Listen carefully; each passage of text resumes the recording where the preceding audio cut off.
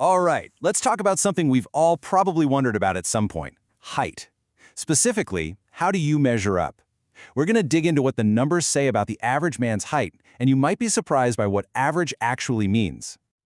Okay, so when I say average height for a guy, what number pops into your head? 5'10"? Maybe an even 6 feet? Well, let's cut through the guesswork and look at the real data, starting right here in the United States. So, according to the very latest data for men in the US, it all boils down to this one number: 69. 69 times what, you ask? Inches, of course. That translates to 5 feet 9 inches. So there's your answer. Or is it? See, it turns out the story is way more complicated than just that one single number. Right, let's dive a little deeper into those US numbers, because average isn't some fixed static thing. It actually moves around quite a bit, especially when you start looking at something like age. Okay, check this out. This data shows something really interesting. Men in the US actually hit their peak height, on average, in their 20s and 30s, right around 69.3 inches. But then, look what happens. As you go down the age brackets, that number starts to creep down. By the time guys are 80 or older, the average is more than 2 inches shorter.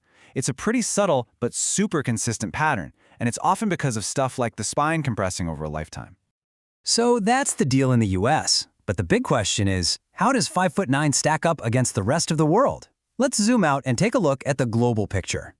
And wow, this 2019 data shows a massive range. I mean, just look. At the very top, you've got the Netherlands, where the average man is over 72 inches. That's a solid 6 feet tall.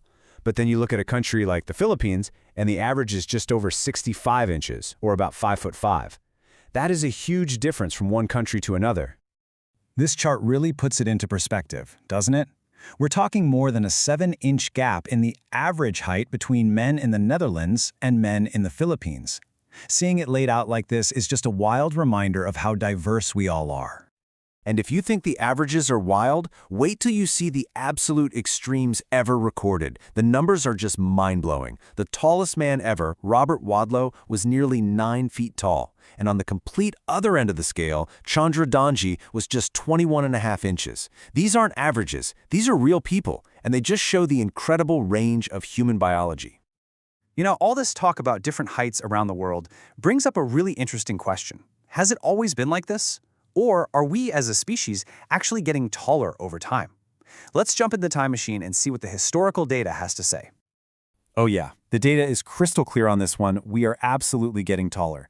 In just 1 century, from 1896 to 1996, the global average height for men jumped by about 3.5 inches. That's a huge leap, and most experts point to big improvements in things like nutrition and healthcare all over the world. And get this, in some parts of the world, that change was even more staggering. Take Iranian men, for example.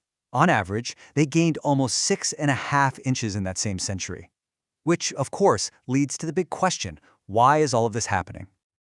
And that question leads us right into the science of it all. What is it that actually determines how tall any of us end up? Let's break down the blueprint for height.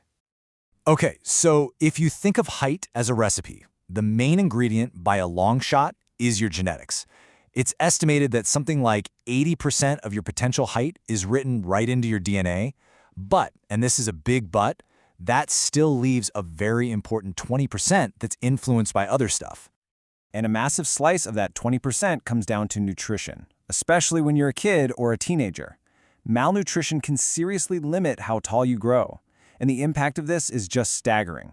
The World Health Organization estimates that back in 2022, 149 million children under 5 were too short for their age, and a lot of that is tied directly to not getting the right food. But it's not just what you eat. Your environment plays a role too. We're talking about things like your mom's health while she was pregnant, how well you slept as a kid, whether you were around secondhand smoke.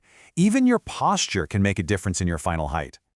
And of course, we have to talk about specific medical conditions, which can have a huge impact. You have conditions like gigantism that can lead to extreme height, and on the other side, forms of dwarfism, like achondroplasia, result in shorter stature. These conditions are often what explain those incredible outliers we saw a few moments ago. All right, so we've looked at the averages, we've traveled back in time, and we've peeked into the science. But what does it all really mean?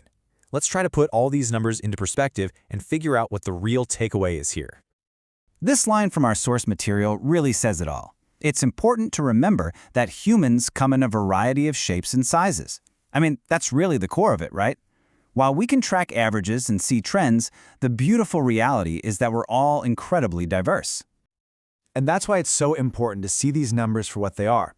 Averages are an incredibly powerful tool for scientists and public health experts to track how populations are doing. But they are not, and should never be, a yardstick to measure an individual's worth. So this all leaves us with one last, kind of fun thing to think about. We've seen how much the average human has changed in just the last 100 years. So what do you think the average person will look like in another century? Are we going to keep getting taller? Or will other factors come into play and change the game completely? Something to chew on. Thanks for joining me for this breakdown.